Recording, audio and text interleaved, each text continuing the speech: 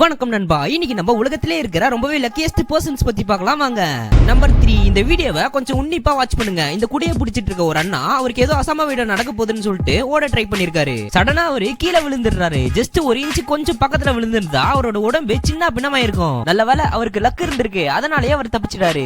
Number 2. இந்த வீடியோல ஒரு நபர் பைக்ல போயிட்டு இருக்காரு. அது பக்கத்திலேயே ஒரு ஹெவி ட்ரக் டிரைவர் ட்ரக்க திருப்ப முடியாம திருப்பி ஒரு சைடு சாயுதுங்க. நல்ல வேலை அந்த பைக்ல போறவரு கொஞ்சம் முன்னாடி போயிருந்தா அவர் டைரக்டா சொர்க்கத்துக்கு போயிட்டு இருப்பாரு போல இருக்கு. ஆமாங்க, இவரு ரொம்பவே லக்கியஸ்ட் பர்சன் தாங்க. அண்ட் நம்பர் 1 பாக்குறதுக்கு முன்னாடி இந்த வீடியோக்கு ஒரு லைக் போட்டுருங்க.